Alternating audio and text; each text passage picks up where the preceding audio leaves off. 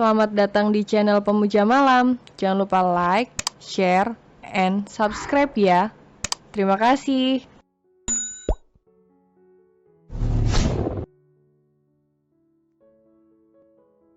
Episode 28, Rencana Kabur Subuh Hari. Aku tak menghiraukan ucapan pelayan itu. Aku berlari menuju kamar dan menyambar ponsel, lalu aku masukkan ke dalam tas. Tak lupa aku juga menyambar kunci mobil. Aku segera keluar dari mansion, masuk ke mobil dan mencari Haden untuk minta tolong. Beberapa menit di perjalanan, aku telah sampai di hotel tempat tinggal Haden.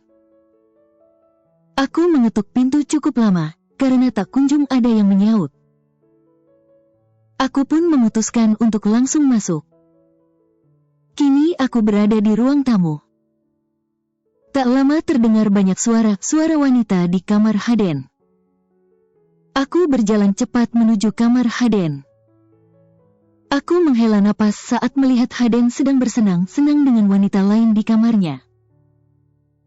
Beberapa wanita berpakaian seksi memanjakan Haden, menyuapi Haden segelas anggur. Mereka tak menyadari kemunculanku karena terlalu asik. Maaf mengganggu nona semua. Tapi bisakah nona cantik keluar sebentar? Ujarku sambil menepuk pelan punggung seorang wanita di sana. Nona Cecilia. Ucap Haden yang baru menyadari kedatanganku. Kulihat kancing baju Haden sampai terlepas 4 buah. Kalian semua boleh pergi. Usir Haden kepada beberapa wanitanya. Wanita itu menyindirku dan langsung keluar. Di dalam kamar hanya tersisa aku dan Haden. Aku langsung berjalan cepat menuju ke arah Haden. Tuan Haden, tolonglah aku.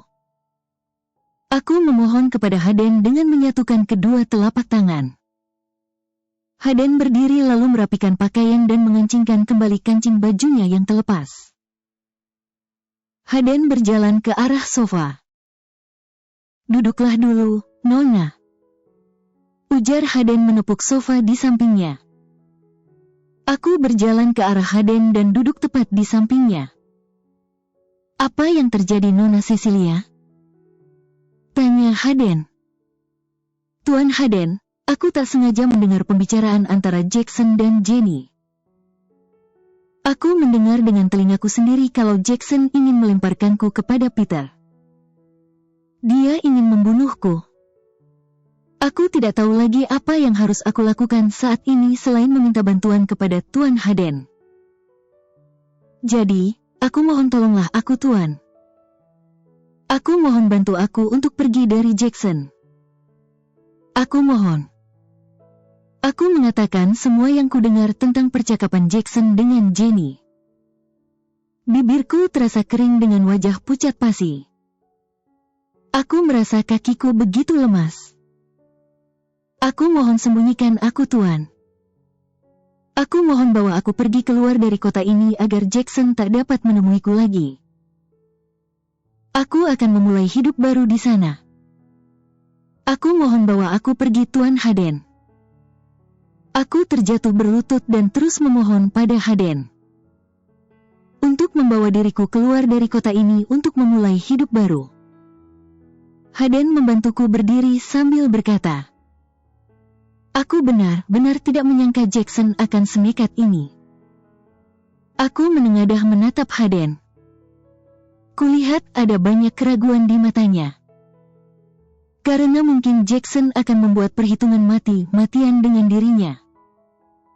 Tuan, aku tahu Tuan Haden lebih hebat dan lebih pintar dari Tuan Jackson. Aku yakin Tuan Jackson tidak akan berani pada Tuan. Apalagi Tuan adalah paman dari Zai.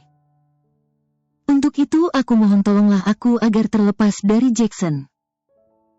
Aku terus berusaha meyakinkan Haden untuk membantu. Haden menyalakan sebatang rokok untuk berpikir sebentar. Baiklah, ayo ikut aku. Aku hanya mengikuti kemana Haden membawaku. Saat sampai, aku baru menyadari kalau Haden memutuskan membawaku ke mansion besar milik keluarga Liandra. Tuan Haden.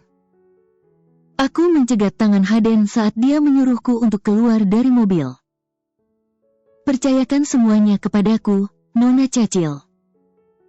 Aku memutuskan untuk menuruti keinginan Haden. Entah apa yang akan dilakukannya nanti. Aku pasrah. Masuk ke dalam mansion besar itu. Suara Peter yang sedang memarahi Jenny semakin terdengar. Siapa bos yang mengutusmu? Teriak Peter murka. Tidak ada, Tuan. Saya melakukan semua ini karena memang saya sangat mencintaimu, Tuan. Walaupun sudah ketahuan, Jenny tetap terus pura-pura mencintai Peter. Akhah. Teriak Jenny kesakitan saat Peter memukulnya sampai hampir pingsan. Saat ini, kulihat Jackson berada di seberang pintu dan menyadari keberadaan Haden. Jackson tersenyum. Haden, kamu kok bisa ada di sini? Haden mengabaikan Jackson dan melihatku sekilas agar aku mengikuti dirinya ke ruang tamu. Saat ini, Jenny menangis dengan semakin keras sambil berkata, "Baiklah, saya akan mengakui semuanya. Sebenarnya, Direktur Sutanto di PT Samudera Raya yang mengutusku.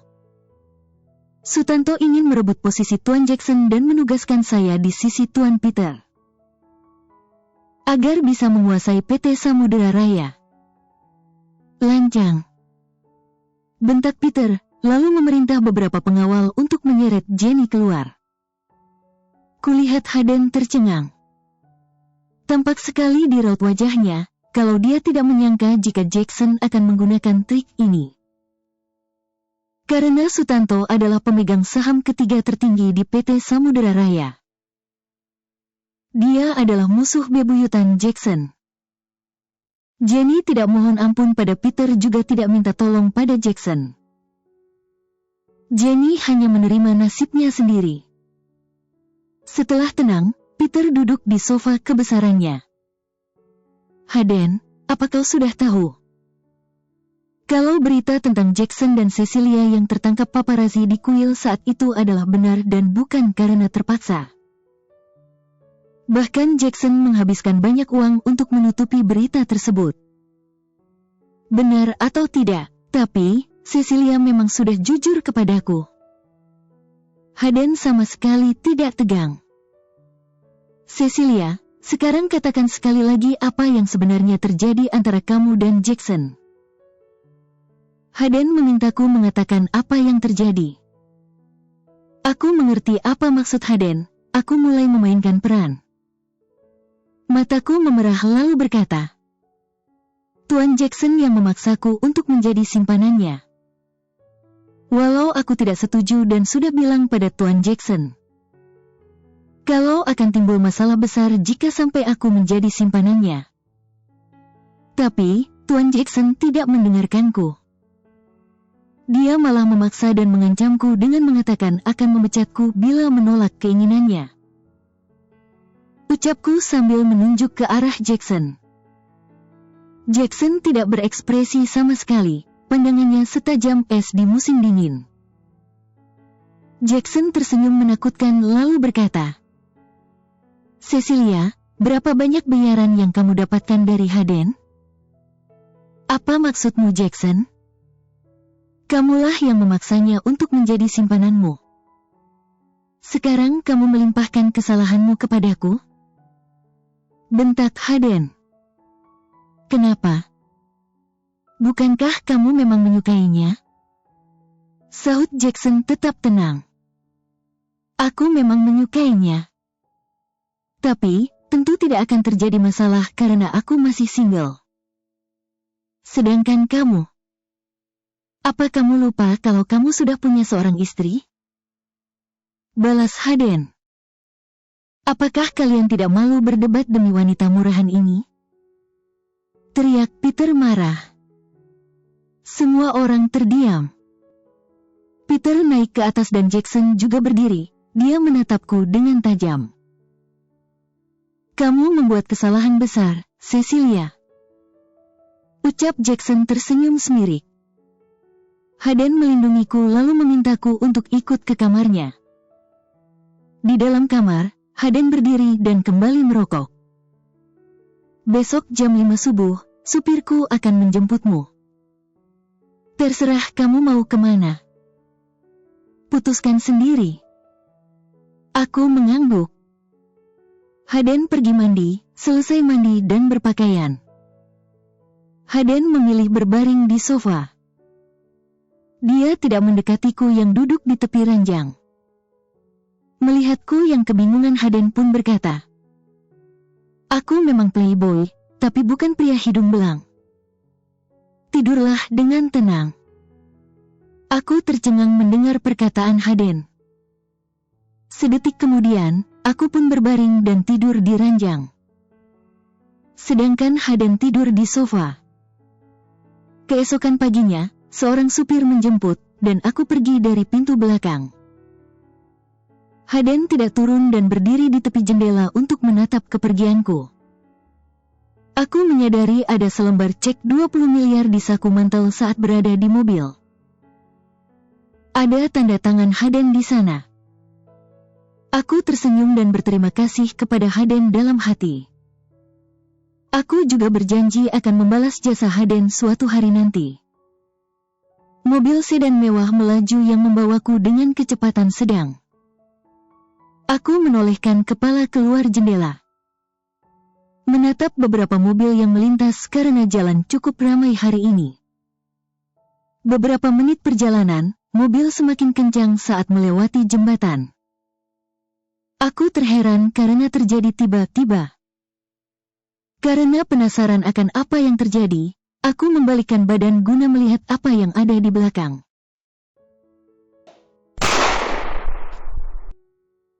Suara tembakan tiba-tiba terdengar. Nona menunduk. Teriak supir itu membuatku kaget dan refleks menunduk cepat. Sebuah peluru menembus kaca belakang, pecahan kaca mengenai pipiku hingga tergores. Rupanya supir menyadari ada yang mengikuti. Aku pun panik dan berpegangan dengan kuat di kursi tempat dudukku.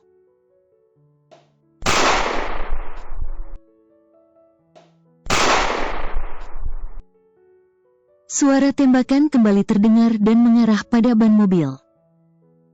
Tubuhku seakan terombang-ambing di dalam mobil. Kala supir berusaha menghindari peluru dan mobil yang melaju di sekitar. Aku bersyukur karena supir sangat lihai menghindari peluru tersebut. Walau jantungku kini berpacu dengan cepat karena takut. Sepertinya Haden sudah memperkirakan hal ini. Hingga memberi perintah pada supir yang begitu ahli untuk membawaku pergi dari mansion. Tubuhku terus terguncang ke kanan dan ke kiri tanpa henti. Saat sopir menghindari tembakan yang kembali mengarah pada mobil kami, aku sedikit mengangkat kepala untuk melihat keadaan di belakang. Betapa terkejutnya aku saat beberapa mobil lain bertabrakan. Hingga suara teriakan kesakitan dan tangisan terdengar memasuki indera pendengaran. Setetes air mata jatuh tanpa bisa ditahan. Sungguh hal di depan mataku saat ini membuat hati tersayat nyeri. Orang-orang yang tak bersalah kini menjadi korban dari kejadian ini. Sial. Umpat supir membuatku semakin panik. Apalagi yang terjadi? Tanyaku berteriak kencang agar terdengar. Nona, berpeganganlah, mobil yang mengejar terus bertambah. Saya khawatir tidak bisa lagi menghindari tembakan mereka bila terlalu banyak musuh. Jawab sang supir melirik ke kaca spion. Ya, aku juga melihat hal itu. Mobil yang mengejar kami semakin bertambah. Orang-orang itu terlihat tak peduli pada kecelakaan yang terjadi dan terus mengejar kami tanpa henti. Jackson, kenapa kamu melakukan ini kepadaku? Setetes buliran bening kembali terjatuh. Tiba-tiba sebuah mendarat sempurna di sampingku. Nona, peganglah senjata itu. Gunakan bila terjadi hal mendesak. Ucap supir sesaat setelah melemparkan kepadaku. Mobil melewati jembatan. Kini mobil melaju cepat di jalan lurus yang terdapat banyak pepohonan besar di sekelilingnya. Aku sedikit bernapas lega, karena tak terlalu banyak mobil lain yang melaju di tempat itu. Sontak aku terkejut saat atap mobil tiba-tiba terbuka. Di jalan lurus itu, supir membiarkan mobil melaju tanpa dia mengemudikannya. Aku tercengang melihat supir berdiri. Lalu mulai mengarahkan senjatanya ke arah mobil yang masih mengejar kami. Supir itu melepaskan satu tembakan. Dapatku lihat jelas satu mobil di belakang kini kehilangan kendali. Karena peluru yang ditembakkan itu tepat mengenai ban mobil mereka. Supir kembali duduk setelah berhasil melumpuhkan satu mobil yang mendekat. Kembali di jalan berbelok, jauh di depan sana, hingga menemui satu jembatan terakhir sebelum tiba di pusat kota. Perlahan atap mobil kembali menutup saat hujan mulai turun kian deras membasahi jalan. Membuat jalan beraspal kian licin. Sekitar 4 mobil sedan hitam mewah masih mengejar kami dengan rentetan peluru yang terus mereka tembakkan. Jalan yang kian licin, membuat supir kesulitan untuk mengelak. Bersambung.